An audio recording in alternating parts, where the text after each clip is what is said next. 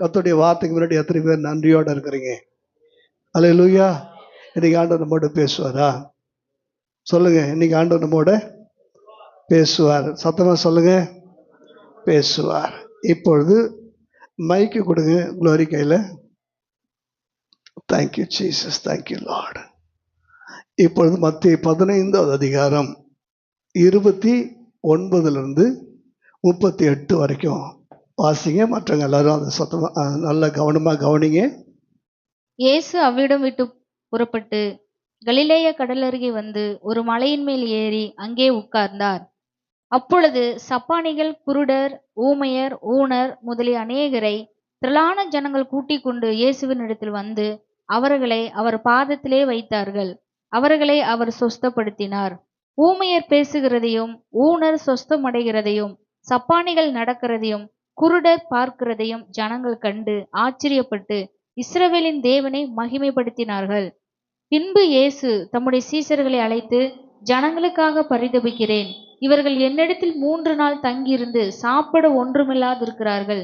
இவர்களை பட்டினியாய் அனுப்பிவிட எனக்கு மனதில்லை, வழியில் சோர்ந்து போவார்களே என்றார். அதற்கு அவருடைய சீஷர்கள், இவ்வளவு திரளான ஜனங்களுக்கு திருப்தி உண்டாகும்படி வேண்டிய அப்பங்கள் இந்த வனாந்தரத்திலே நமக்கு எப்படி அகப்படும் என்றார்கள்.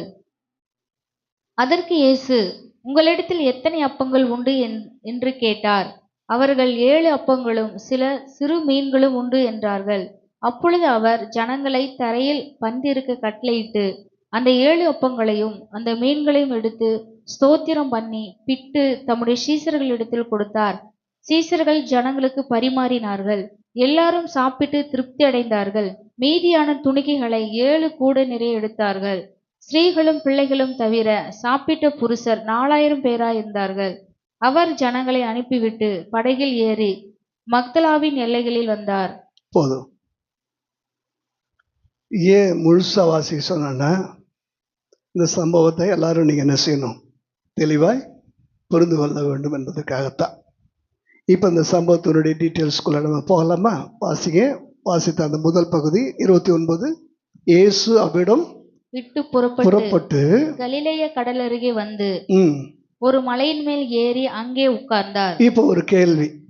அவர் உட்கார்ந்தப்ப என்ன டைம் இருக்கும்? எல்லாம் கவனிங்க.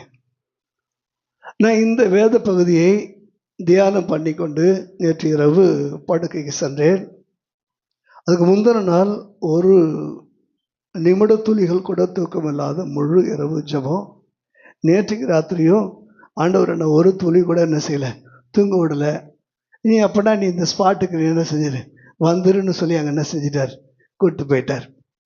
இப்போ வசனம் சொல்லுது, அவ்விடம் விட்டு புறப்பட்டு கலிலேயா கடல் அருகே வந்து ஒரு மலைக்கு என்ன செய்கிறார். அப்படியானால் ஒரு ஊழியத்தை அன்னைக்கு முடிச்சுட்டு புறப்பட்டு அவர் என்ன செய்கிறார், தீரு சீதோன் பட்டணங்களுக்கு வந்து அந்த ஊழியத்தை முடிச்சுட்டு அவர் கலிலேயா கடல் கரைக்கு பக்கத்தில் இருக்கிற ஒரு உயர்ந்த மலைக்கு என்ன செஞ்சிட்டார், மலையின் மேலே ஏறி உக்காண்டார். சரியா இது என்ன நேரம்னா மாலை ஈவினிங் ஆயிடுச்சு. ஏன்னா ஏற்கனவே அவர் திரு சீதோனில் போய் ஒரு வீட்டுக்குள்ளே ஒளிஞ்சிருக்கிறாரு, கொஞ்சமாக ரெஸ்ட் எடுக்கலான்னு. அங்கேயும் அவரால் முடியல. அந்த ஊழியத்தை முடித்து அந்த அம்மா காணானி ஸ்திரியெல்லாம் செட்டில் பண்ணிவிட்டு அங்கேருந்து அவர் புறப்பட்டு போய், அதாவது இருள் சூழ்கிற நேரம், நல்லா புரிஞ்சுங்க. எப்போ இருள் சூழ்கிற நேரம், இருட்டி போயிடும். இப்போ தான் ஜனங்க கேள்விப்படுறாங்க, கீழே இயேசு எங்கே வந்துட்டாரு, இயேசு மலையின் மேலே வந்துட்டாரு. ஐயோ விஜய் வந்துட்டாரு, இந்த வழியாக தான் போகிறாரான்னு சொல்லி வரத்துக்கு முன்னாலேயே இந்த காலத்தில் ஒரு கவர்ச்சி எப்படி வந்து கூட்டம் கூடி என்ன செய்து நிற்குதோ அதை விட பெரும். அன்னைக்கு வந்தவங்க சாதாரணமான கவர்ச்சிக்காக மட்டும் வரல. எதுக்காக வந்தாங்க? இயேசுவை பார்த்துட்டா போதும், கால் வந்துடும், கை வந்துடும், கண் வந்துடும், வயிற்றுக்கு அப்பமும் வந்துடும். இப்படி தெளிவாக அவரை பார்த்துட்டு எவனும் பட்னி என்ன செய்ய போகிறது கிடையாது, வரப்போகிறது இல்லை. ஆனால் நம்மால் பார்த்தவன்லாம் நான் ஆச்சரியப்பட்டேன். சேரம்பாடி போயிட்டு வந்து மறுநாள் அவினாசி போகிறேன். அவினாசி அந்த பைபாஸ் ஜங்ஷனில் மட்டும் 100கணக்கான செருப்புகள் கடந்துச்சு. 100கணக்கான அருந்து போன செருப்புகள். எது சுனாமி வந்திருக்குமோன்னு சொல்லி பார்த்தா சுனாமி வரல. யார் வந்தா? விஜய் வந்துட்டு போனாரு. அந்த விஜய் வந்துட்டு போனதுனால பார்த்தா நூற்றுக்கணக்கான செருப்பு கூட்டத்தில். உண்மையை சொல்கிறேன், அந்த காட்சியை பார்த்தோன்னே ஏதோ எனக்கு ஒரு யுத்த காலத்தில் இருந்தது போல இருந்துச்சு. யோசிச்சு பாருல, இயேசு வந்துட்டு போன பிற்பாடு, டேய் என்ன இப்படி மாறிட்ட, கண்ணே தெரியாது, நல்லா பார்க்குற, வாய் ஒரு பக்கம் இழுத்துட்டு இருக்கோம், ஆனால் இப்போ எப்படி இருக்கு, நல்லா பேசுறியே, என்ன மாதிரி பிரகாசம், எப்படிலாம் வளைஞ்ச கால் நேரம் ஆயிடுச்சே, சும்பின கை நேரம் ஆயிடுச்சே சொல்கிறேன். அவர் வந்துட்டு போன பிற்பாடு அந்த இடமே என்ன செஞ்சிருக்கோம், ஒரு பெரும் மாற்றத்துக்குள்ள ஆயிருக்கும். அப்படி ஒரு சூழலில் இப்போ இயேசு வரான்னு கேள்விப்பட்ட உடனே ஊரே கூடிடுச்சு. அந்த ஊரில் பெரும்பான்மை யார் தான், அந்த ஊரில் பெரும்பான்மை யாருன்னு அந்த வசனத்தை வாசிப்பாருங்க, 30 வாசிப்பாருங்க. அப்பொழுது சப்பானிகள், குருடர், ஊமையர், ஊனர் முதலிய அநேகரை திரளான ஜனங்கள் கூட்டி. இப்ப கவனிங்க, அந்த ஊர்ல இருந்ததுலாம் யாரு, அந்த ஊர்ல இருந்து பெரும்பான்மை யாரு? இப்போ நம்ம ஊரில் இருக்கிற பெரும்பான்மை எல்லாம் வந்து பார்த்தீங்கன்னா, ஒன்று அணில் குஞ்சுன்றோம், விசில் அடிக்கிற குஞ்சுன்றோம், தற்கொலை என்னென்னமோ எங்கெங்கே ஏறிட்டு தொங்குறதெல்லாம் இன்றைக்கி பெரும்பான்மையாக இன்னைக்கு பெரிய அளவுக்கு ஒரு ஆட்சி மாற்றத்தை உண்டாக்கக்கூடிய அளவுக்கு எப்படி ஒரு பெரும்பான்மை வந்ததோ, அது போல் அந்த ஊரில் உள்ள பெரும்பான்மை கை போனது, கால் போனது, கண் போனது, மூக்கு போனது, எல்லாம் ஒன்று போனது தான். புரியுதா? பெரும்பான்மை அந்த ஊரில். இப்போ இவர் என்ன செஞ்சுருக்கணும், எனக்கு கவனிங்க, இவர் என்ன செஞ்சுருக்கணும், கீழே உட்காந்துருக்கணுமா இல்லையா? பல சமயத்தில் இயேசு கடற்கரைக்கு போனார். அங்கே நிற்க இடம் போதாதபடி திரளான ஜனங்கள் வந்தார்கள். ஒரு படவில் ஏறி சற்றே தள்ளி கொண்டு போங்கள் என்று படவில் இருந்து ஜனங்களுக்கு பிரசங்கம் பண்ணினார். இப்பெல்லாம் நம்ம பார்க்குறோம்ல. ஆனால் இங்கே என்ன பண்ணிட்டாரு, அந்த வசனத்தை, முதல் வசனத்தை 29ல், ஒரு மலையின் மேல் ஏறி அங்கே உட்கார்ந்தார். ஹலோ, என்ன கவனிங்க, எங்கே ஏறிட்டாரு? மலையின் மேலே. தீரு சீதோனில் என்ன நடந்துச்சோ அதே மாதிரி தான். தீரு சீதோனில் போய் ஒரு வீட்டுக்குள்ளே புகுந்து அங்கே அவர் ஒளிந்து கொண்டார், யாரும் அவரை பார்க்கக்கூடாது. இங்கே என்ன பண்ணிட்டாரு, பொதுவாக நல்லா தெரியும், மலையின் மேலே ஏறிட்டா மலையின் மேலே இருக்கிற பட்டணம் மறைந்திருக்க மாட்டார். அவர் மலையேறிட்டார், சாமி மலையேறிடுச்சுன்னு இப்போ எல்லாருக்கும் தெரிஞ்சிச்சு. ஆனால் இங்கே இருக்கிற கீழே இருக்கிற ஆசாமிகளை எவனும் மலையேற முடியாது. நல்லா புரிஞ்சு, ஏன்னா எவனுக்கும் ஏறதுக்கு நல்ல பார்வை இல்லை, கால் இல்லை, கையில், ஒன்று அப்படியே கீழே கொஞ்சம் வேற மாதிரி நடந்துட்டு வருது. சில பேர் அப்படியே இழுத்து நடப்பாங்க பார்த்தீங்களா, பட்டக்ஸே 2 பேர் கால் மாதிரி சில பேர் என்ன செய்வாங்க, அப்படியே அந்த மாதிரிலாம் ஒரு சூழ்நிலை ஒன்று வருது. அப்படி பார்க்க சகிக்காத ஒரு சூழ்நிலை. இவர் எங்கே போயிட்டாரு, எப்படி வருவேன், இங்கே எப்படி வருவேன், அல்ல மேலே போய் என்ன செய்ய, மலையில் உட்காந்துட்டார். அந்த ஊரில் இருக்கிற பெரும்பான்மை எல்லாம் எப்படி ஆகிகளும் நாங்கள் அவர் என்ன செஞ்சாகணும், பார்க்கணும். அவரை பார்த்தா தான் எங்கள் வாழ்க்கை மற்றவங்க பார்க்குற மாதிரி என்ன செய்யும், இருக்கணும் இருக்கிறாங்க. அல்லேலூயா. இப்போ என்ன ஆச்சுன்னா, அந்த ஊரில் 4000 பேர் பலசாலிகள். அல்ல சொல்லுங்க, எத்தனை பேர்? 4000 பேர். நீங்கள் கடைசியில் வாசிச்சு பாருல, 15வது அதிகாரம் 38வது வசனத்தை வாசிச்சு பாருல. ஸ்திரீகளும் பிள்ளைகளும் தவிர சாப்பிட்ட புருஷர் 4000 பேர். கவனிங்க, 4000 புருஷர். இங்கே நோயாளிகள் கிடையாது. நல்லா கவனி, நோயாளிகள் கிடையாது. நோயாளிகள் எவ்வளோ பேர்னு அப்புறமா நான் உங்களுக்கு கணக்கு சொல்கிறேன். 4000 பேர் எப்படி இருக்கிறாங்க? புருஷர்னா என்ன தெரியுமா பைபிளில்? பலசாலிகள், வாலிபர்கள், திடகாத்திரமானவங்க அப்படின்னு அர்த்தம். 4000 பேர் அந்த ஊரில் என்ன செய்கிறாங்க, இருக்கிறானுங்க. கூடவே பார்த்தீங்கன்னா நிறைய பேர் சப்பானி, குருட, ஊனர் எல்லாருமே என்ன செய்கிறாங்க, இருக்கிறாங்க. இப்போ என்ன ஆச்சு தெரியுமா, என்ன நடந்துச்சு? அந்த அடுத்த வசனத்தை வாசிச்சு பாருல. 30 வசனத்தில் திரளான ஜனங்கள் கூட்டிக் கொண்டு இயேசுவின் இடத்தில் வந்து. யாரை கூட்டிட்டு? சப்பானிகள் கூட்டிட்டு வந்து தானே இருக்கு. நீங்க அப்புறம் அதுல அடுத்தது அப்படியே வாசிங்க. அவர்களை அவர் பாதத்திலே வைத்தார்கள், அவர்களை அவர் சொஸ்தப்படுத்தினார். திரளான ஜனங்கள்னா வேற யாரில்? இந்த 4000 புருஷர்கள். இந்த 4000 புருஷர்கள் இவங்களெல்லாம் என்ன செய்யறாங்களா, இயேசுடைய பாதத்தில் வைத்தார்கள். நல்லா கவனிங்க, வைத்தார்கள். அப்படின்னா கூட்டிட்டு வந்தாங்களா, தூக்கிட்டு வந்தாங்களான்றதை நான் தெளிவாக அவங்க சொல்றேன். அப்போஸ்தலர் 3வது அதிகாரம் 2வது வசனத்தை வாசிங்க. அப்போஸ்தலர் 3:2. அப்பொழுது தன் தாயின் வயிற்றிலிருந்து சப்பானியாய் பிறந்த ஒரு மனுஷனை சுமந்து கொண்டு வந்தார்கள்.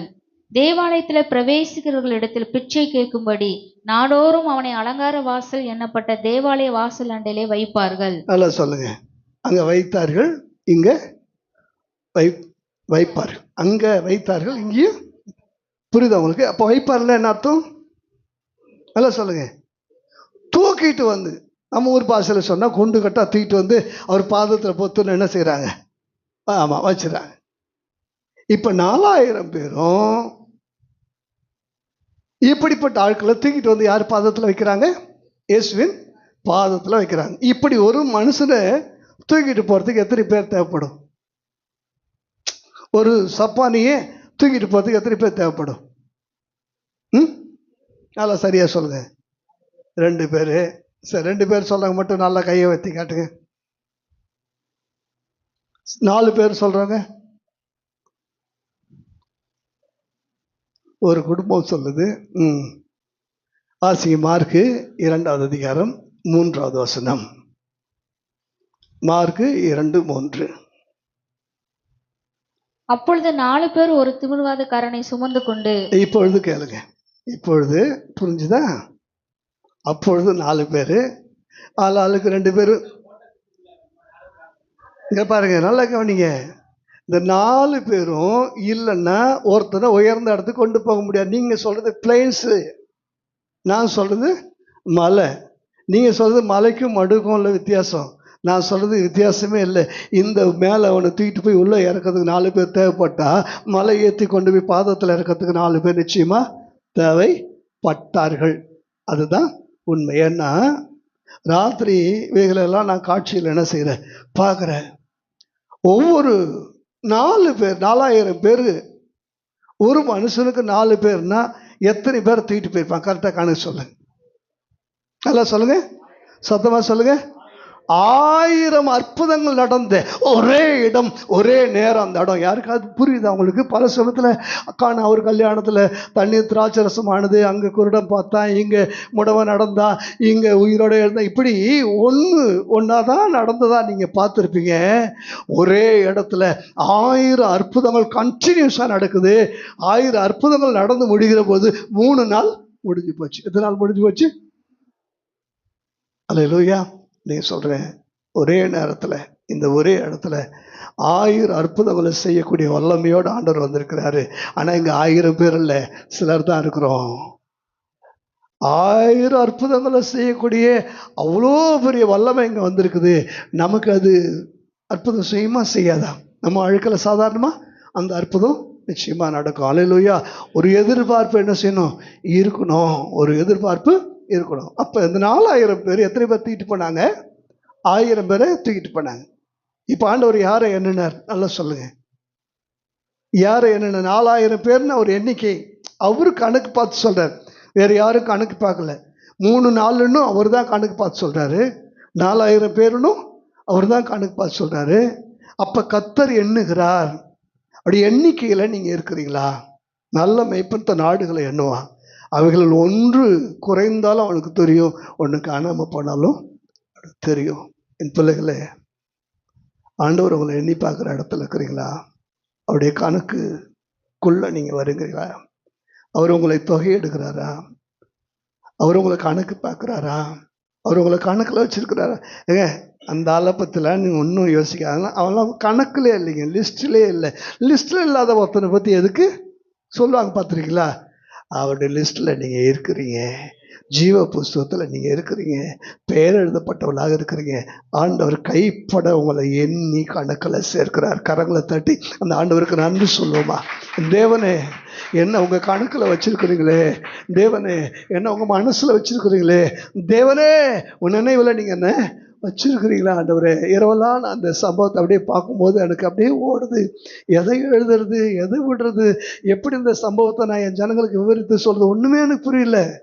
அவ்வளோ வெளிப்பாடுகளை ஆண்டவர் காட்சிப்படுத்தி காட்டிக்கொண்டே இருக்கும்போது அப்படி இருந்து விடிய காலில் எழுந்துச்சு உட்காந்து 1-2 குறிப்புகளை மட்டும் என்ன செஞ்சேன், எழுதுனேன்.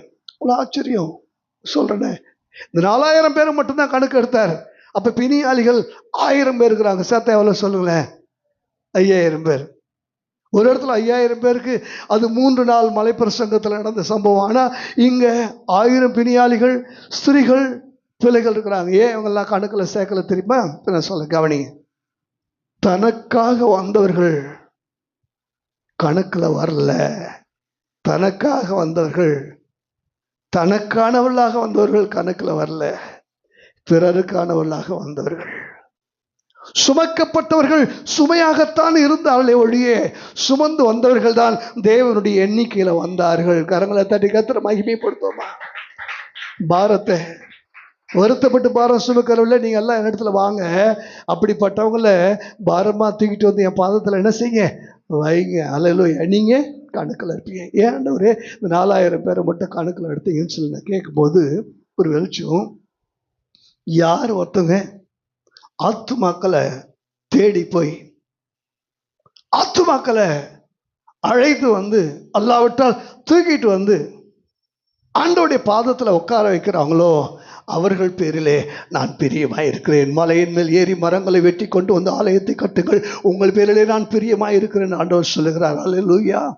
ஆத்துமாக்களை, இயேசு அறியாத ஆத்துமாக்களை இயேசுவின் பாதத்தில் கொண்டு வந்து வைக்க எவர் ஒருவர் சுவிசேஷத்தை சொல்லுகிறார்களோ, வாருங்கள் என்று சொல்லி ஆண்டவர் அறியாதவளை அழைக்கிறார்களோ, வருந்தி அழைத்து வண்டியில் உட்காருங்கன்னு சொல்லி சரசத்தில் ஜோஷுவா நினைக்கும் ஆச்சரியமா இருக்கும்.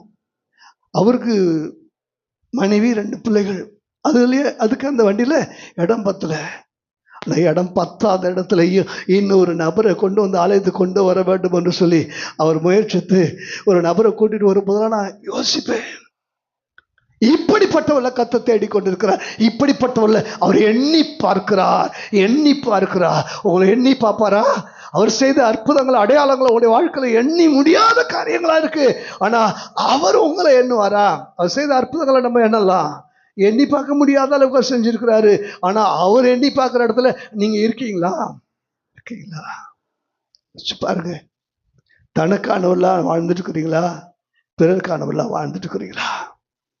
இன்னொன்று ஆத்தும ஆதாயம் செய்யக்கூடியவங்களை குறித்து நான் இன்னும் தெளிவாக நான் சொல்கிறேன். இந்த 4000 பேரை மட்டும்தான் கணக்கில் வச்சு அந்த 4000 பேர் எதுவுமே யோசிக்கலைங்க, எதுவுமே யோசிக்கல. 4 பேர் சொந்த ஒருத்தர் என்ன செய்கிறாங்க, தூக்கிட்டு வந்து அவருடைய பாதத்தில் வைக்கிறாங்க.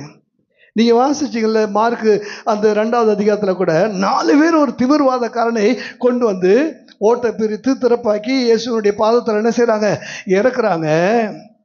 திமிர்வாதக்காரருடைய விசுவாசத்துக்காக அங்கே ஆண்டவர் சுகமாக்கல, அந்த 4 பேருடைய விசுவாசத்தை பார்த்து நீங்க வாசிச்சு பாருங்க. அந்த பகுதியை வாசிங்க.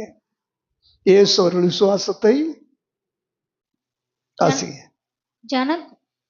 இயேசு அவர்கள் விசுவாசத்தை கண்டு திமிர்வாதக்காரனை நோக்கி, மகனே உன் பாவங்கள் உனக்கு மன்னிக்கப்பட்டது என்றார். அங்கே உட்கார்ந்திருந்த வேதபாரகரில் சிலர், இல்லம்மா இயேசு அவர்கள் விசுவாசத்தை கண்டுருக்கா? யார் விசுவாசத்தை கண்டு? சுமந்து கொண்டு வந்தவருடைய விசுவாசத்தை கண்டு. அல்லேலூயா. இங்க சுமந்து கொண்டு வந்தவர்களை கொஞ்சம் யோசிச்சு பாருங்க. அந்த காட்சியை நான் பார்க்குறேன். திரும்ப ரிட்டர்ன் போகும்போது பார்த்தீங்கன்னா எல்லாம் நடந்து போறாங்க. விடுதலையாகி சுகம் பெற்று சுஸ்தமாகி ஒருத்தர் கூட திரும்ப வரும்போது சுமக்கப்படுகிறவர்களாக அல்ல, யாருக்கும் சுமையாக அல்ல.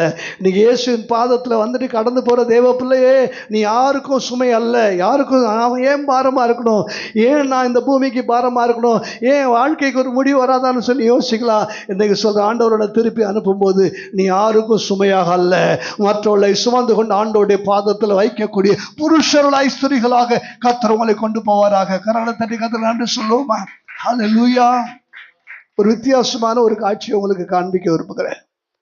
இந்த 1000 பேரையும் தூக்கிட்டாங்க. 4000 பேர் மலையில ஏறணும். சிறுவர்கள் நிறைய பேர் வராங்க, ஏராளமான ஸ்திரீகள் வராங்க. நினைச்சு பாருங்க, எந்த ஆயத்தமும் இல்லை. 3 நாள் மலையில போய் தங்க போறேன்னு யாருக்குமே தெரியாது. இப்ப போறது எப்ப போறாங்க? போறப்பயே இருட்டி போகிற சமயத்துல என்ன செய்யறாங்க, போறாங்க. இருட்டி போயிட்டு திரும்ப நம்ம என்ன செய்யணும், சூரியன் அஸ்தமிக்கிறதுக்குள்ள எப்படியாவது வந்துன்னு சூழல் என்ன செய்யறாங்க, புறப்பட்டு போறாங்க. இவங்க மலை ஏறும்போது என்ன ஆயிடுச்சு, நியாயமா எடுத்துக்கு இவங்க இதெல்லாம் தூக்கிட்டு ரொம்ப ஸ்பீடா போக முடியும்னு நினைக்கிறீங்களா? பாதை இருந்துச்சா? பாதை இல்லாத ஒரு உயர்ந்த ஸ்தலம். இவங்க போகும்போதே இப்ப என்ன ஆயிடுச்சு, சூரியன் அஸ்தமிச்சிச்சு, இருட்டி போச்சு. நான் சும்மா யதார்த்தமா சொல்றேன். இப்ப என்ன பண்ணணும், ஜனங்கள் இருளில் பார்வையற்றவர்களாக, இருளை அதற்கு மேல மேல ஏறி போக முடியாதவர்களாக, அப்படியே அந்த இருட்டில் அவங்க என்ன செஞ்சிருக்கணும், தவிச்சிருக்கணும். உண்மையா இல்லையா? அந்த காலத்துல எல்லாம் பெரிய அளவு வெளிச்சம் அப்படிலாம் ஏதாவது இருந்துச்சா? எதுவுமே இல்லை. இப்போ ஒன்று சொல்கிறப்பார்ல, இருள் சூழக்கூடிய நேரத்தில் அவங்க ஏறுறாங்க. ஏற ஏற ஏற ஏற அப்படியே ஒரு விடியலை போன்ற வெளிச்சம் என்ன செஞ்சிட்டு இருக்கு, வந்துட்டு இருக்கு. இருளே இருளே இல்லை. ஜனங்கள்லாம் என்ன செய்றாங்க, மேலே போறாங்க. இங்கே சூரியன் அஸ்தமித்து விட்டது. ஆனால் அவங்க போற இடத்துல வெளிச்சம் குறையவில்லை. மங்காத பகல் பிரகாசத்தை போல இருக்கு. அல்லேலூயா. அந்த 3 நாளும் ராத்திரிகள் இல்லாத பகலை போல இருந்தது. இருளே அந்த 3 நாள் இல்லை. நீங்க எதை பெரிய அற்புதமா நினைக்கிறீங்க? இந்த 1000 அற்புதத்தை விட பெரும் அற்புதத்தை நான் உங்களுக்கு காண்பித்து கொடுக்கிறேன். எகிப்துல நீங்க படிச்சிருப்பீங்க, 3 நாள் காரிருள் எங்க இருந்துச்சு? ஹலோ, பைபிள் படிச்சிருக்கிறீங்களா? எங்க இருந்துச்சு? உண்மையாவே எனக்கு இந்த பைபிள்னா என்னன்னே தெரியாத ஒரு சாதாரண படிப்பறிவு இல்லாத பேதமை உள்ள மக்கள்கிட்ட பேசுறது போல நான் என்ன செஞ்சிருக்கேன், நினைச்சு பேச வேண்டியதா இருக்கு. எகிப்துல தேசம் முழுக்க 3 நாள் காரிருள். ஆனா கோசேன் தேசத்துல இஸ்ரவேல் வாழ்ந்த அந்த ஊர்ல தான் திருப்பூர் முழுக்க இருட்டு. நீங்க இருக்கிற சாமண்டிபுரத்துல மட்டும் வெளிச்சம் எப்படி இருக்கும்? நீங்க இந்த வெளிச்சம் அவங்களுக்கு கோசேன் நாட்டில் என்ன இருந்துச்சு? வெளிச்சம் இருந்துச்சு. இது யார் பார்த்தாங்க? இஸ்ரவேல் ஜனங்க. எகிப்தியர் இதை பார்க்க முடிஞ்சுதா? பார்க்க முடிஞ்சுதா? முடியல. நம்ம இதுதான் நம்ம நல்லா புரிஞ்சுங்க. நம்ம என்ன நினைக்கிறோம், கோசேன் நாட்டில் வெளிச்சம்னா அவன் ஓடி எங்கே வந்திருப்பான்? வெளிச்சத்து நோக்கி வந்திருப்பானா? வந்திருக்க மாட்டான். இருட்டில் 3 நாள் அங்கே ஒன்றும் இருக்கணுன்ற அவசியமே இல்லையே. இங்கே வந்திருக்கணும்ல. ஊருக்குள்ளே நிற்க இடம் போதாதபடிக்கு ஒட்டுமொத்தமான எகிப்து எங்கே வந்திருக்கும்? கோசேனுக்கு வந்திருக்குமா? வந்திருக்காதா? ஏன் வரல? இங்கே உதித்த வெளிச்சம் யாருக்கும் தெரியல. இங்கே உதித்த வெளிச்சம் யாருக்கும் தெரியல. அல்லேலூயா. கர்த்தருடைய வெளிச்சம் உண்மையில பிரகாசிக்கும். சத்துருக்களுடைய கண்களுக்கு ஒருபோதும் கர்த்தர் என்ன செய்வார்? வெளிச்சம் போட்டு காட்ட மாட்டார். நல்லா புரிஞ்சுங்க. இது வேற வெளிச்சம். மலையின் மேல இருக்கிற பட்டணம் மறைந்திருக்க மாட்டாது என்ற வெளிச்சம், அது வேற வெளிச்சம். இப்ப கவனிங்க. இப்ப எல்லாம் என்ன செஞ்சிட்டாங்க? மேல போயிட்டாங்க. மேல எப்படி ஆயிடுச்சு? வெளிச்சம் ஆயிடுச்சு. ராத்திரி அந்த மலை பிரகாசமா அந்த கீழே உள்ளவெல்லாம் என்ன செஞ்சிருப்பான்? வந்திருப்பான். 3 நாள் வெளிச்சமா வந்திருப்பான். அந்த பகுதியை தேவன் பரலோக கட்டுப்பாட்டுக்குள்ள கொண்டு வந்து விட்டார். அந்த சரௌண்டிங் முழுக்க தேவன் தம்முடைய பிரசன்னத்தின் வெளிச்சத்தினாலே மூடி விட்டார். காரிருளுக்குள்ளே வெளிச்சம் இருந்ததாம். அதுபோல சுற்றிலும் இருந்த இருளுக்கு நடுவில் உள்ள ஒரு பெரும் வெளிச்சம், அந்த மகிமையின் பிரகாசம் இருந்ததால் லூயா. அந்த 3 நாள் ஆனது யாருக்குமே தெரியல. இப்ப தேவன் அவங்களை எங்க கொண்டு போயிட்டார்னா, காலண்டர் இல்லாத காலத்துக்கு கொண்டு போயிட்டார். காலண்டர் இல்லாத பிரிக்கப்படாத காலத்துக்கு கொண்டு போய் 3 நாள்ன்றது அவர் சொன்ன பிற்பாடு யாருக்கு தெரியுது? வந்த ஜனங்களுக்கு தெரியுது. ஏன்னா 3 நாள்ல விடியல் இருந்து, மதியம் இருந்து, சாயங்காலம் இருந்து, இரவு இருந்தா என்ன செஞ்சிருப்பாங்க? கண்டுபிடிச்சிருப்பாங்க. 3 நாள் என்ன இல்லை, விடியலும் இல்லை, அந்த நாளின் முடியலும் இல்லை, இருளே இல்லாத இரவுகள். கொஞ்சம் யோசிச்சு பாருங்க. இரவுகள் இல்லாத நாட்கள் எப்படி இருந்திருக்கும்? 3 பகல் 3 இரவு 72 மணி நேரம் தேவன் தம்முடைய பிள்ளைகளை சுற்றிலும் சூழ்ந்து, எப்படி பழைய ஏற்பாட்டில் ஆதி ஆகமத்தில் 4 நாள் தேவன் வெளிச்சமாய் இருந்தாரோ, அந்த 3 நாள் புதிய ஏற்பாட்டிலே அவர் வெளிச்சமாய் இருந்த ஒரு சம்பவ பூமி தான் இந்த மலை. கரங்களை தட்டி கர்த்தரை மகிமைப்படுத்துவோமா? இந்த பகல் நேரத்துல இந்த தேவ பிரசன்னத்திலையும் எனக்கு தூக்கம் வருதுன்னு சொல்றவங்க நல்லா சத்தமா ஒரு அல்லேலூயா சொல்லுவோமா? ஹலோ. யாரும் என்ன செய்யக்கூடாது? யாரும் கண்ணை மூடக்கூடாது. பெரிய காரியத்தை நான் உங்களுக்கு என்ன செஞ்சுட்டு இருக்கிறேன், காண்பித்து கொண்டிருக்கிறேன். என்ன செஞ்சிட்டாங்க? மேலே போயிட்டாங்க. 3 நாள் பெண்ணல்ல, 3 நாள் அந்த இடத்துல ஒரு வித்தியாசமான வெளிச்சம் என்ன செய்யுது இருக்குது. இப்ப போனவங்க ஏதாவது ஆயத்தத்தோட போயிருப்பாங்களா? சொல்லுங்க. எந்த ஆயத்தத்தோட போகல. இப்ப கிளைமேட் கண்ட்ரோல், சீதோஷன்னு கட்டுப்பாடு. இரவு சின்ன பிள்ளைகள்லாம் அங்க இருக்கிறாங்க. பனி பெய்யுமா? சொல்லுங்க. பனி பெய்யும், குளிர் அடிக்கும். பிள்ளைகளுக்கு இப்போ போத்தி ஒண்ணும், பெட்ஷீட் வேணும். எதாவது எடுத்துட்டு போனாங்களா? சீதோஷ நிலை கட்டுப்பாட்டை ஆண்டவர் அங்கே உண்டு பண்ணாரு. யாருக்குமே எந்த குளிருமே இல்லை. எல்லாருக்கும் வேண்டிய விதமான அந்த ஒரு பிரசன்ஸ் அங்கே என்ன செய்யுது. கரங்களை தட்டி கர்த்தரை மகிமைப்படுத்துவோமா? ஹல்லேலூயா, ஹல்லேலூயா. இப்போ அடுத்து இந்த 3 நாள் யாராவது அப்படியே வாயை பழந்துட்டு அப்படியே ஒரு மாதிரி அப்படி இங்கே இந்த 3 மணி நேரம் கூட தேவ சமூகத்தில் சில சமயத்தில் நம்மளால் உட்கார முடியல, நம்ம அறியாமலேயே ஒரு பக்கம் இருக்காரா. 3 நாள் அங்கே யாராவது கொட்டாவி விட்டாங்களா? கெட்டாவி இருந்தால் தானே அது வர்றதுக்கு. அந்த மாதிரி ஒன்றுமே இல்லை. 3 நாள் அங்கே கொட்டாவி இல்லை, யாருக்கு என்ன இல்லை, யாருமே வச்சக்கன்னு வாங்காமல் என்ன செய்கிறாங்க, விழி மூடாமல் தேவனுடைய முகம் பார்க்கக்கூடிய, செவி மங்காமல் தேவனுடைய குரல் கேட்கக்கூடிய ஒரு அதிசயமான நாட்களாக அதை என்ன செஞ்சிச்சு இருந்துச்சு. இப்போ கவனிங்க, ஏற்றல் நல்லா சொல்லுங்க. காற்று தேவனுடைய வார்த்தை, அவர் சொன்ன வார்த்தைகளை சுமந்து சென்றதுனால ஏற்றல் முதல்ல எங்கே தான் வந்துச்சு. ஏற்றல்னா நீங்கள் எங்கே வச்சிருக்கிற இந்த நெட்வொர்க்கை பற்றி சொல்ல, அன்னைக்கு காற்று அவருடைய வார்த்தைகளை சுமந்து 4000 5000 கிட்டத்தட்ட 10,000 பேருக்கு மேலே இருந்த ஒவ்வொருடைய காதுக்கும் இயேசுடைய சத்தம். நீங்கள் யோசிச்சு பாருல, 10 பேருக்கு நான் மைக்க வச்சு அது ஒன் சைடு ஒர்க் பண்ணலன்னா அப்பப்போ ஆட்டி விட்டு 2 சைடில் ஒர்க் பண்ண சொல்லி எவ்வளோ போராட்டத்தோடு நான் பேசிகிட்டு இருக்கிறேன். ஆனால் இந்த 3 நாள் கொஞ்சம் யோசிப்பார்ல, இயேசுடைய அந்த குரல் இந்த 10,000 பேருக்கு கேட்டுச்சுன்னா எப்படி கேட்டிருக்கோம்? காற்று கட்டுப்பாட்டுக்குள்ளே இருந்தது. எல்லாருடைய காதுகளும் தேவனுடைய வார்த்தைகளுக்கு நேராக இருந்தது. அல்லேலூயா. நடக்க முடியாத அதிசயங்களை சொல்கிறேன், உண்மையா இல்லையா? இப்போ நான் கேட்குறேன், இயேசு எப்படி ஒரே நேரத்தில் அந்த மாலையில் 10,000 பேருடைய பார்வைக்கு அவருடைய முகம் எப்படி தெரிஞ்சிருக்கும்? 10,000 பேருடைய பார்வைக்கு அவருடைய முகம் எப்படி தெரிஞ்சிருக்கும்? கொஞ்சம் ஒதுங்கி உட்காருங்க. ஜோதி கொஞ்சம் தள்ளுங்க. பின்னால் இருக்கிற ஷாரோனை மறைக்கிறீங்க.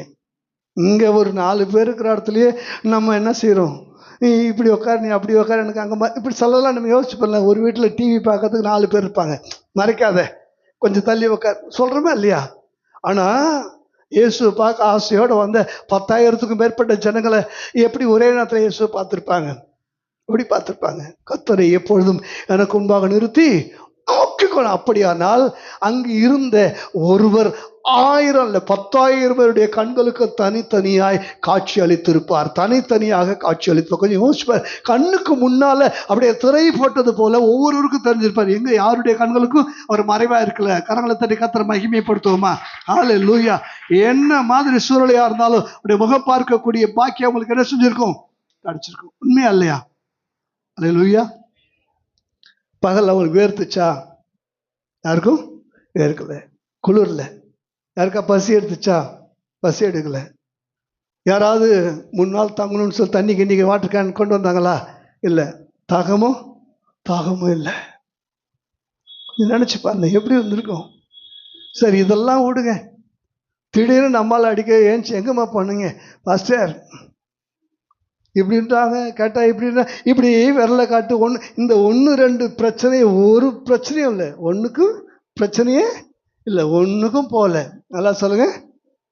இந்த 3 நாள் எங்கேயுமே என்ன செய்யல.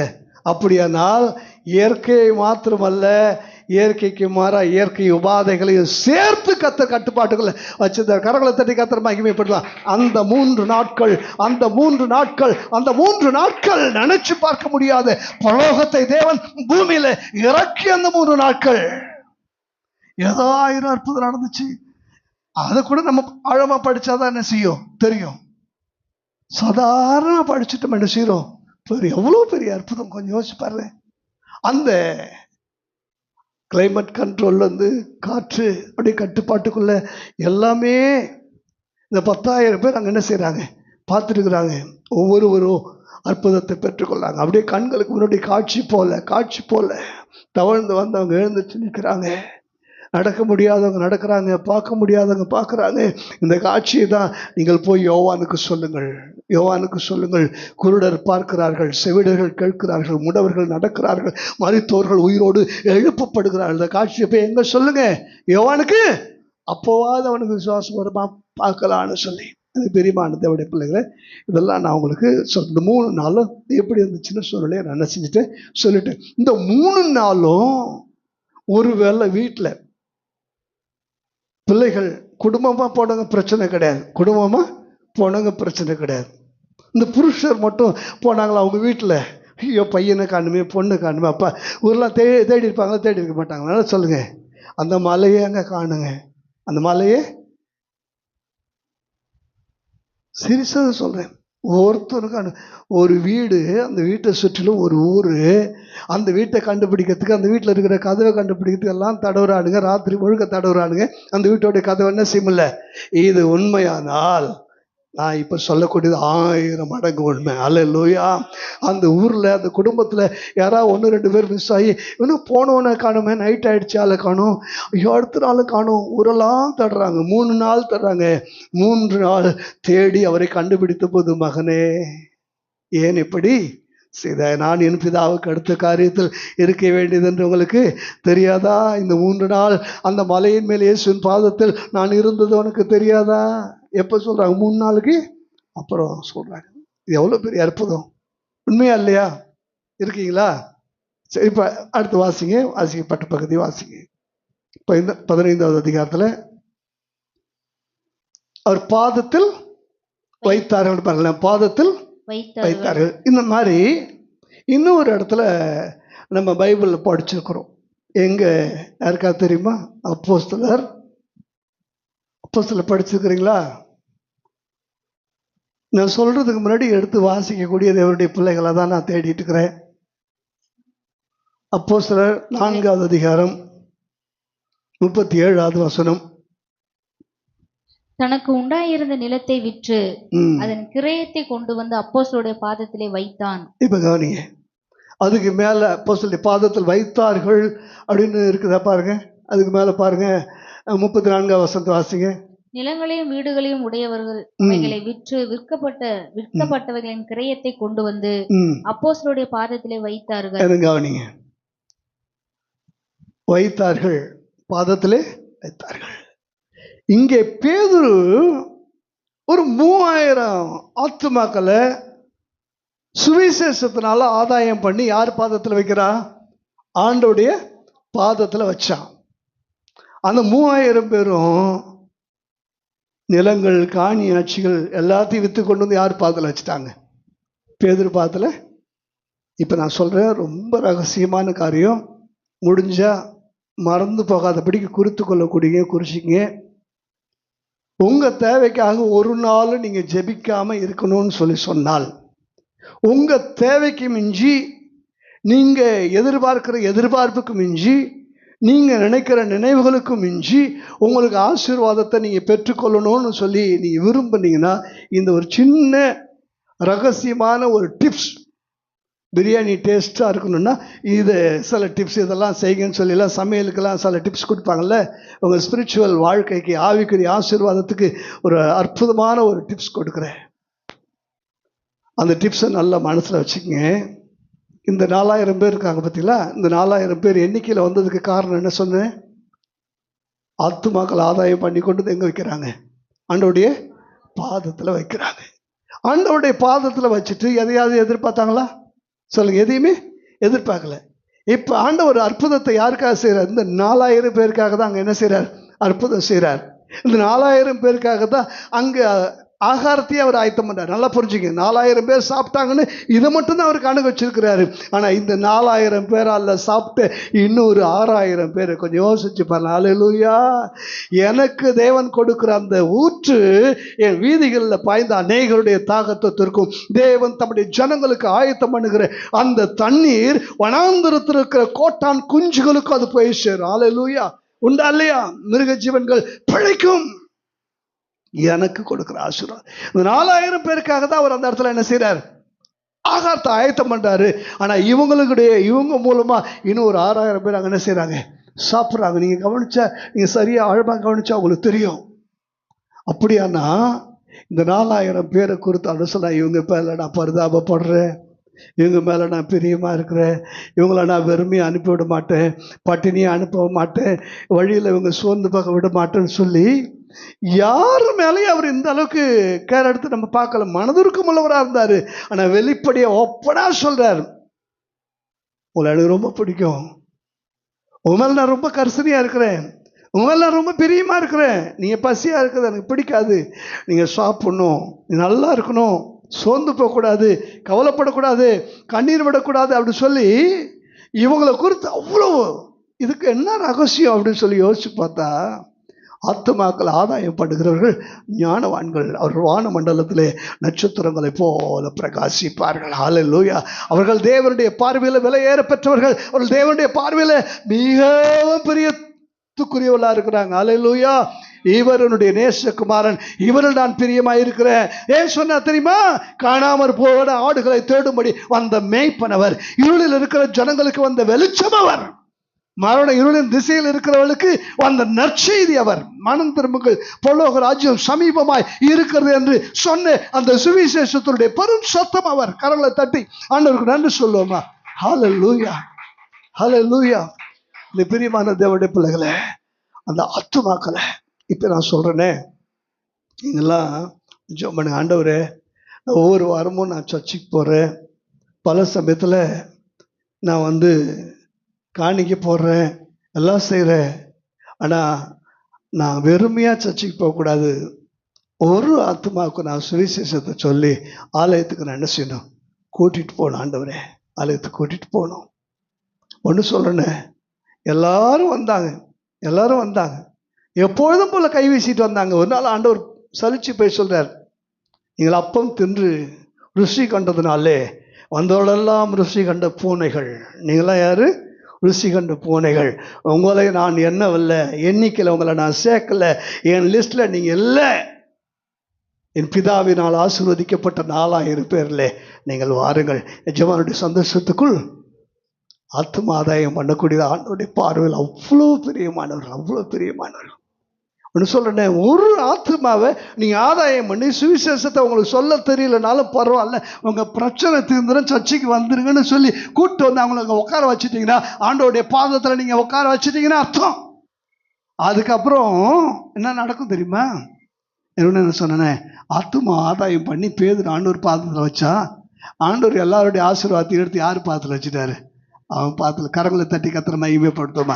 ஆத்துமாக்களை ஆதாயம் பண்ணி ஆண்டோடைய பாதத்தில் கொண்டு வந்து நீங்கள் வச்சுட்டீங்கன்னா, உங்களுக்கு வேண்டிய எல்லா ஆசீர்வாதங்களையும் கொண்டு வந்து அவர் உங்கள் பாதத்தில் என்ன செஞ்சிருவார்? வச்சிருவார். ஆனாலும் அந்த 3வது அதிகாரத்தில் பேதுரு சொல்கிறார், வெள்ளியும் பொண்ணும் என்னிடத்தில் அது என்னுடையதும் இல்லை. எவ்வளோ ஆசீர்வதித்தாலும், எவ்வளோ ஆசீர்வாதத்தை ஆண்டவர் உங்களுக்கு கொடுத்தாலும், ஆசீர்வாதத்தின் மேல் மனதை வைத்து அதை உரிமை பாராட்ட, உரிமை கொண்டாடாத ஒரு மனநிலையை கர்த்தர் எதிர்பார்க்கிறார். ஹல்லேலூயா. வெளிய பொண்ணும் எல்லாம் பாதத்தில் இருக்குது, எனக்காக தான் கொடுத்துருக்குறாங்க, ஆனால் அது யாருது இல்லை, என்னது இல்லை. அதை நான் அதை பார்த்து நான் என்ன செய்யலை, அப்படி ஒரு ஆசையாக இருக்குல்ல, அது எனக்கு தேவையல்ல. தேவனுடைய தேவைக்கு எல்லாவற்றையும் செய்வார். உன் தேவைக்கு மிஞ்சி அவர் கொடுக்கணுமா? இன்னைக்கு சொல்கிறேன், நோட்டு எடுத்து யாருக்கெல்லாம் என்னென்ன வேணும்னு எழுதுங்க. இப்போ நான் சொல்கிறேன், தேவை உள்ளவங்க மட்டும் கையை வைத்து காட்டுங்களேன். தேவை உள்ளவர்கள் உடைய கையை வைத்து காட்டுங்க, நான் பார்க்குறேன். சரி, ஓகே. இப்போ நான் சொல்கிறேன், ரொம்ப நிறைய தேவை இருக்குது, எனக்கு ரொம்ப நிறைய தேவை இருக்குன்னு 2 கரங்களை உயர்த்தி காட்டுங்க. என்னால் சமாளிக்க முடியாத அளவுக்கு எனக்கு பெரும் தேவைகள் இருக்குயா, என்னால் சமாளிக்க முடியாத அளவுக்கு பெரும் தேவை இருக்குது. பரவாயில்ல, சாம்லின் தூக்க மாட்டேன், ஜாக்கிரதுக்கு காரணம் என்னென்னா, உங்கள் தேவைகளை சேர்த்து சமாளிக்கிற தகப்பனும் தாயும் இருக்கிறாங்க. ஹல்லேலூயா. சமாளிக்கிற அளவுக்கு தான் தேவை இருக்குல்ல, அதனால தான் ஒத்த கை. சரி, ரொம்ப சந்தோஷம். இப்போ தேவையுள்ளவர்கள்லாம் வீட்டுக்கு போய் ஒரு நோட்டை எடுக்கிறீங்க, என்னென்ன தேவைன்றதை எல்லாத்தையும் என்ன செய்றீங்க? எழுதுறீங்க. எழுதிட்டு ஒரு பொருத்தனை பண்ணுறீங்க.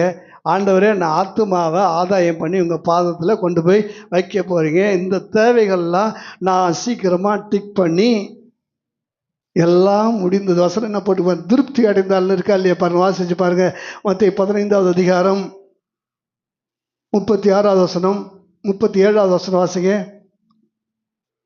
அந்த 7 அப்பங்களையும் அந்த மீன்களையும் எடுத்து 37 எல்லாரும் சாப்பிட்டு திருப்தி அடைந்தார்கள். எல்லாரும் திருப்தி அடைந்தார்கள். அது மாதிரி சொல்லுங்க, எல்லாரும் சொல்லுங்க, எல்லாம் திருப்தியா சொல்லுங்க. திருப்தியா சொன்னீங்கன்னா அப்படிதான் சொல்லுங்க. சாப்பிட்டுட்டு சில பேர் ஏப்பம் போட்டுட்டு சொல்லுவாங்க பார்த்தீங்களா? அப்போ சொல்லுங்க, எல்லாரும் திருப்தியா சொல்லுங்க. ஜோதி சத்தமே கேட்கலையே, எல்லாரும் சத்தமா சொல்லுங்க. கண்ணி சத்தம் கேட்கல பாருங்க, தண்ணி சத்தமா சொல்லுங்க. எல்லாரும் நீங்கள் திருப்தி அடையிறதுக்கு ஒரு டிப்ஸ் சொல்கிறேன். நீங்க ஒவ்வொருத்தரும் ஒவ்வொரு ஆத்மாவை ஆதாயம் பண்ணி கொண்டு வந்து ஒரு பாதத்தில் வச்சு பாருங்க. உங்க நோட்டில் இருக்கிற அத்தனையும் டிக் பண்ணக்கூடிய அளவுக்கு பெரும் ஆசீர்வாதத்தை கர்த்தர் உங்களுக்கு தருவோம். உங்க பாதத்தில் எல்லாருக்கும். ஹல்லேலூயா. கரங்களை தட்டி கர்த்தரை மகிமைப்படுத்துவோமா?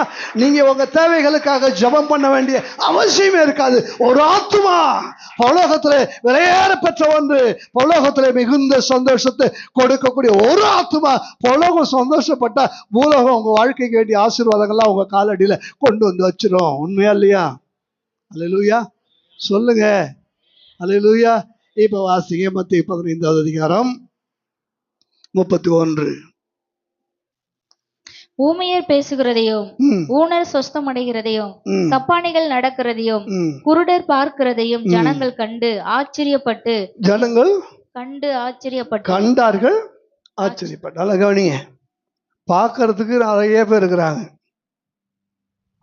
ஆச்சரியப்படுறதுக்கு நிறைய பேர் இருக்கிறாங்க. அடுத்த வாசிங்க. இஸ்ரவேலின் தேவனை மகிமைப்படுத்தினார்கள். கவனிங்க, பார்க்கறதுக்கு ஒரு கூட்டம், ஆச்சரியப்படுறதுக்கு ஒரு கூட்டம், நான் மகிமைப்படுத்துறதுக்கு. புரியுதா உங்களுக்கு? 10 பேர் அப்படியே இயேசுவை பார்க்கறதுக்கு வரானுங்க. அவ்வளோ பேரும் குஷ்டரோகி. ஆனா மகிமைப்படுத்துறதுக்கு ஒருத்தன் இயேசு இடத்துல வரா. எத்தனை பேர்? ஒன்னே ஒன்று. எப்பா, பார்க்கறதுக்கு 9, ஆச்சரியப்படுறதுக்கு 9, ஆனா மகிமைப்படுத்துறதுக்கு 1. தேவனுடைய பார்வையில் இது ஏற்புடையது அல்ல. உங்க வாழ்க்கையில நீங்க பார்க்க போறீங்க. அவர் கொடுக்கிற ஆசீர்வாதங்களை நீங்க பார்த்து ஆச்சரியப்பட போறீங்க. அனுபவிச்சு ஆண்டவரை மகிமைப்படுத்த போறீங்க. கரங்களை தட்டி மகிமைப்படுத்துவோமா? அல்லேலூயா. எழுப்புவோமா? தேவ சமூகத்தில் எழுப்புவோமா? ஜீசஸ். எல்லாரும் எழுவுங்க. பர்சனலா அவங்கள பார்த்து நான் கேட்குறேன், வெக்கப்படாம நான் இயேசு சொல்லுவேன். இன்றைக்கு பதவியேற்க போகிறவர் ஜோசப் நிச்சயம் வெக்கப்படாம சொல்லுவாரான்னு எனக்கு தெரியாது. ஆனா கிறிஸ்துவ பேரை உச்சரிக்கிறதுக்கு கூட இன்னைக்கு பயம் கலந்த பூமியில வாழ்ந்து கொண்டிருக்கிறோம். மனுஷருக்கு முன்பாக நீ வெட்கப்படுவாயானால் நான் அனுப்புகிற ஆசீர்வாதம் உன் பாதத்துக்கு வராமல் வெட்கப்பட்டு வேறு இடத்துக்கு போய்விடும். மனுஷருக்கு முன்பாக வெட்கப்படாமல் நீ என்னை அறிக்கை பண்ணுவாயானால் நான் அனுப்புகிற ஆசீர்வாதம் நன்மையும் கிருபையும் உன்னை தொடரும். அல்லேலூயா. இப்போ என்ன கவனிங்களா? எத்தனை பேர் செல்போன் வச்சிருக்கிறீங்க? செல்போன் வச்சிருக்கோம், கையை வைத்து காட்டு. சில அட்ரஸ்லாம் ஒரு காலம் நம்ம என்ன செய்வோம், நீங்கள் இப்படி வரணுங்க, இந்த ஊருக்கு வந்து பஸ்ஸில் இங்கே இறங்குங்க, இறங்கி அப்படியே ஒரு ஆட்டோ பிடிங்க, அங்கே வந்துட்டு இந்த தெருவுன்னு கேளுங்க, இப்படிலாம் சொல்லுவாங்க. ஆனால் இன்னைக்கு அப்படிலாம் ஒரு லொக்கேஷன் அனுப்புங்க. நல்லா சொல்லுங்க, என்ன அனுப்புங்க? சத்தமாக சொல்லுங்க, லொக்கேஷன் அனுப்புங்க. இந்த லொக்கேஷனில் எத்தனை விதமான லொக்கேஷனுக்கு சொல்லுங்க? 2 லொக்கேஷன் சொல்லுமா? Live location, current location. Current location வந்து கரண்ட் லொக்கேஷன் நீங்க அந்த இடத்துல இருந்தாதான் உங்களை கண்டுபிடிக்க முடியும். நீங்க அந்த இடத்துல இருந்தாதான் உங்களை கண்டுபிடிக்க முடியும். லைவ் லொக்கேஷன் நீங்க அங்க விட்டுட்டு அவசரத்துக்கு பாத்ரூம் போனா கூட உங்களை என்ன செஞ்சிடலாம், பின்னாடியே வந்து கண்டுபிடிச்ச முடியுமா முடியாதா சொல்லுங்க? லைவ் லொக்கேஷன் நீங்க எங்க போனாலும் அது எங்க வரும்? நீங்க போற திசைக்கெல்லாம் வரும். எவ்வளவு நேரம் வரும்? லொக்கேஷன் அனுப்புறவங்க சொல்லுங்க. நீங்க லைவ் லொக்கேஷன் அனுப்புனா 1 மணி நேரம் மட்டும்தான் லைவ் லொக்கேஷன்ல உங்களை மற்றவங்க தொடர்ந்து வந்து கண்டுபிடிக்க முடியும். நீங்க பைக்ல போறீங்க, இல்ல கார்ல போறீங்க, அந்த 1 ஹவருக்குள்ள அவங்க என்ன செஞ்சிடலாம், உங்களை பின்தொடர்ந்து வந்து பிடிக்க முடியும். ஆனா 1 மணி நேரத்துக்கு மேல டிஸப்பியர் ஆயிடும். ஆனா இப்ப நான் சொல்றேன், உங்களுக்கு ஆண்டவர் லைவ் லொகேஷனை கொடுக்க போகிறாரு. நன்மையும் கிருபையும் ஜீவனுள்ள நாளெல்லாம் தொடரும்படி ஒவ்வொரு மணி துளியும், ஒவ்வொரு நாளும், ஒவ்வொரு வாரமும், ஒவ்வொரு மாதமும், ஒவ்வொரு வருஷமும், இந்த பூமியில கடைசி மூச்சு இருக்கிற வரைக்கும் தேவன் உங்களுக்கு லைவ் லொகேஷன் கொடுக்கிறார். அவருடைய ஆசீர்வாதத்திற்கு, அவருடைய நன்மைக்கு, அவருடைய கிருபைக்கு கரங்களை தட்டி, என் ஆண்டவரே எவ்வளவாய் நீ என்னை நேசிக்கிறப்பா, உடைய தேசத்திற்கு நன்றி ஆண்டவரே, உடைய தேசத்திற்கு நன்றி ஆண்டவரே, உடைய ஆசீர்வாதத்துக்கு நன்றி ஆண்டவரே, உடைய நன்மைக்கு நன்றி ஆண்டவரே, உடைய கிருபைக்கு நன்றி அப்பா. Thank you Jesus, thank you Jesus. கரங்களை தட்டி ஹalleluya. எல்லாரும் வாயை திறந்து ஆமென். அந்த நன்மைக்கு உரியவளாக, அந்த கிருபைக்கு உரியவளாக, அந்த தெய்வத்துடைய ஆசீர்வாதத்துக்குரியவளாக, பாத்திரவான்களாக கர்த்தர் மாற்றுவாராக. இந்த இடத்தை விட்டு நீங்க போனாலும் நன்மை கிருபை உங்களை தேடி வரும். நீங்க போற திசையெல்லாம் தேடி வரும். நீங்க இருக்கிற இடமெல்லாம் தேடி வரும். எந்த இடத்துல நீங்க இருந்தாலும் அங்க உங்களுக்கு ஆசீர்வாதம், எந்த இடத்துல நீங்க இருந்தாலும் அங்க உங்களுக்கு மகிழ்ச்சி, எந்த இடத்துல நீங்க இருந்தாலும் அங்க உங்களுக்கு சுகம். நீங்க இருக்கிற இடத்துல தேவன் இருக்கிறாரு. உன் அலங்கத்திற்குள்ள சமாதானம், உன் அரண்மனைகளுக்குள்ள சுகம் இருக்கும். நீங்க சொல்லுகிற இடத்துல எல்லாம் தேவனுடைய மகிமையின் பிரசன்னம் தங்கி இருக்கும். ஹalleluya, ஹalleluya, ஹalleluya. Thank you Jesus. நன்றி தகப்பனே, நன்றி அப்பா, நன்றி அப்பா. கேட்டதே அவருடைய வார்த்தை எத்தனை பேருக்கு பிரயோஜனமா இருந்துச்சு? அதெல்லாம் கண்ணை தந்து பாருங்க. எத்தனை பேருக்கு பிரயோஜனமா இருந்துச்சு? நம்புறீங்களா? தேவன் உங்களுக்கு லைவ் லொகேஷன் கொடுத்துருக்காரு, நம்புறீங்களா? நம்பினவங்களாம் 2 கரங்களையும் உயர்த்துங்க. ஆண்டோடைய வார்த்தைக்கு நன்றி சொல்லி ஜோஷுவா முன்னாடி வாங்க. Thank you Jesus, thank you Lord. நன்றியோடு துதிக்கிறப்பா, நன்றியப்பா, நன்றியோடு ஸ்தோத்திரிக்கிறப்பா. நம்ம எல்லாருடைய நன்மைக்காக, கிருபைக்காக, தேவன் நமக்கு தந்த நல்ல வார்த்தைகளுக்காக நன்றி சொல்லி ஜோஷுவா ஜெபிப்பார். Thank you Jesus. ஹalleluya, ஹalleluya. உங்களுக்கு நன்றியப்பா ஆண்டவரே. இந்த ஆச்சரியமான உடைய வார்த்தைகளுக்காக ஆண்டவரே தகப்பனே, அகிலத்தையும் உண்டாக்கின உடைய வார்த்தைகளுக்காக ஆண்டவரே, ஆதியிலே வார்த்தை இருந்தது, அந்த வார்த்தை தேவனிடத்தில் இருந்தது, அது தேவனாய் இருந்தது என்று சொல்லப்பட்ட ஆண்டவரே, தேவனாய் இருக்கிற உடைய வார்த்தைகளை ஆண்டவரே, தேவனாகவே தோன்றப்பட்ட ஆண்டவரே, அந்த வார்த்தைகளுக்காக உமக்கு நாங்கள் நன்றி செலுத்துகிறப்பா. இம்மட்டுமாய் நாங்கள் கேட்கிறதுக்கு நீர் எங்களுக்கு அனுகிரகமும் தயவும் பாராட்டினபடினாலே உமக்கு நாங்கள் நன்றி செலுத்துகிறப்பா. எத்தனையோ பேருக்கு இந்த வார்த்தை கிடைக்காம இருந்திருக்குது சுவாமி. ஆனா இன்றைக்கு நாங்கள் அதை கேட்கும்படி, அதை பார்க்கும்படி, அதை தொடும்படி ஆண்டவரே, நீர் எங்களுக்கு அனுகூலம் பாராட்டின தயக்காக நாங்கள் நன்றி செலுத்துகிறோம் சுவாமி.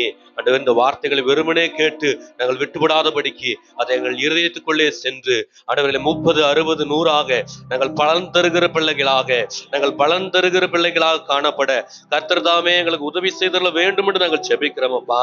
ஆத்துமாக்களை ஆதாயம் பண்ணுகிறவன் ஞானம் உள்ளவன் என்று எழுதியிருக்கிறபடி ஞானமுள்ள பிள்ளைகளாக நாங்கள் பேதைகளாக இருக்கக்கூடாதுப்பா. ஞானமுள்ள பிள்ளைகளாக நாங்கள் காணப்பட, அநேகரை ஆதாயப்படுத்தி உங்களுடைய பாதத்திலே கொண்டு வந்து சேர்க்கிற அப்படிப்பட்ட வாய்க்கால்களாக நாங்கள் இருக்கத்தக்கதாய் கர்த்தருடைய ஆவியானவர் இன்றைக்கு எங்களுக்கு உதவி செய்திட வேண்டும் என்று ஜெபிக்கிறோம் சுவாமி. நாங்கள் பெற்ற இந்த பாக்கியத்தை, நாங்கள் அடைந்து கொண்ட ஜீவ தண்ணீரின் ஊற்றை அநேகர் அடைந்து கொள்ளும்படி, அநேகர் இதை பெற்று சுகமடையும்படி, பலனடையும்படி, ஜீவனை பெற்றுக் கொள்ளும்படி அவர்களுக்கு நாங்கள் வழிகளை காண்பித்துக் கொடுக்க கர்த்தருடைய ஆவியானவர்களுக்கு உதவி செய்திட வேண்டும் என்று நாங்கள் ஜெபிக்கிறோம் அப்பா. ஆண்டவரே, எல்லா மனுஷரும் சத்தியத்தை அறிகிற அறிவை அடையும்படி அவர் சித்தமுள்ளவராய் இருக்கிறார் என்று எழுதியிருக்கிறபடியே நாங்கள் எல்லா மனிதருக்கும் இந்த பாக்கியத்தின் மேன்மையை, இந்த ஆனந்த பாக்கியத்தை காண்பித்துக் கொடுக்கிற பிள்ளைகளாக, எப்பொழுதும் இதை குறித்து அநேகரிடத்தில் பேசி சம்பாசித்துக் கொள்ளுகிற பிள்ளைகளாக ஆண்டவரை நாங்கள் காணப்படத்தக்கதாய் கர்த்தருடைய ஆவியானவர்களுக்கு உதவி செய்திட வேண்டும் நாங்கள் ஜெபிக்கிறோம் அப்பா. தடையாய் காணப்படுகிற எந்தெந்த இடத்துலலாம் நாங்கள் உங்களுடைய வார்த்தை குறித்து வெக்கப்பட்டு கொண்டிருக்கிறோமோ அந்த காரியங்கள் எல்லாம் எங்களை விட்டு தூரமாக்கப்பட்டது சுவாமி. கர்த்தர் தாமே ஆண்டவர் எங்களோடு கூட இருந்து உம்மை குறித்து அதிகமாய் பிரசித்தப்படுத்துவோம், அதிகமாய் ஜனங்களுக்குள்ள உம்மை குறித்து பேசவும் கர்த்தர் எங்களுக்கு அனுகூலம் பண்ண வேண்டும் என்று ஜெபிக்கிறோம் அப்பா. தடைகளை எல்லாம் நீக்கி அதிசயம் செய்யுங்க சுவாமி. இந்த வார்த்தைகள் ஆண்டவரே வர தடைப்பட்டிருக்கிற எல்லா தேவ பிள்ளைகள் மேலும் இறங்கி அநேகமாய் பலன் கொடுக்கட்டும் என்று ஜெபிக்கிறப்பா. துதிகன மகிமை ஒருவருக்கே செலுத்துகிறோம். மீட்பெரும் ரட்சகருமாக இயேசுவின் விலையேறப்பட்ட நாமத்தில் வேண்டிக் கொள்கிறோம் ஜீவனுள்ள நல்ல பிதாவே, ஆமென். எல்லாரும் கண்ணை திறந்து பாருங்க. எப்பயுமே ஜெபம் பண்ண உடனே என் ஆத்மாவை போட்டுருவாரு. இன்னைக்கு என்ன கண்ணை திறந்து பார்க்க சொல்றாரு பாக்குறீங்கல்ல? அல்லேலூயா. இதில் பேர் ஆத்மாக்கள் ஆதாயம் பண்ணுவீங்க. வெக்கப்படாம ஆண்டவரை பற்றி சொல்லுவீங்களா? அப்படி சொன்னீங்கன்னா என்ன நடக்கும்னா, சபை நிரம்பும், சபை நிரம்பும். ஆசீர்வாதத்தினால உங்க வீடு, உங்க வாழ்க்கை நிரம்பும். தேசம் தேவனை அறிகிற அறிவினால நிரம்பும். ரட்சிப்பு தேசத்துல வாசம் பண்ணும். தேவன் இந்த தேசத்துல மகிமைப்படுகிறவராக இருக்கும். அல்லேலூயா. பழைய ஏற்பாட்டுல 10 கட்டளைகளுக்கு பயந்தவங்க ஏராளமான பலிகளை செலுத்தினாங்க. இதெல்லாம் சுருக்கி பிரதான கட்டளையா ஆண்டவர் ஒன்னே ஒன்று சொல்லிட்டு போனாரு.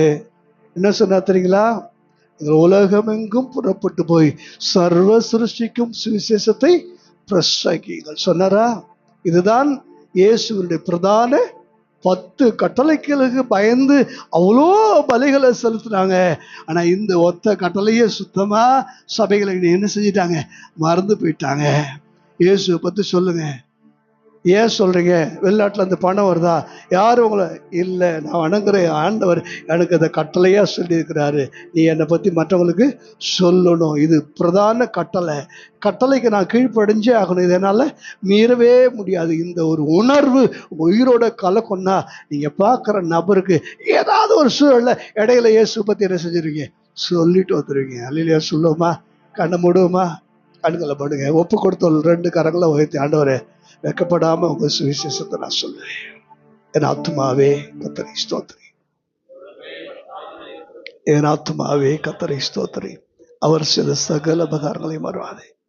நம்முடைய கர்த்தராகிய இயேசு கிறிஸ்துவினுடைய கிருபையும் பிதாவாகிய தேவனுடைய அன்பும் பரிசுத்தாவியருடைய அந்யோன்ய ஐக்கியமும் இன்றைக்கு அன்றைக்கும் நம் அனைவரோடு கூட இருப்பதாக. ஹல்லேலூயா. God bless you. கர்த்தர் உங்களை ஆசீர்வதிப்பாராக. ஒரு வாழ்த்துக்கள். தேவ பிரசன்னம் உங்களோடு கூட இருப்பதாக. தேங்க்யூ.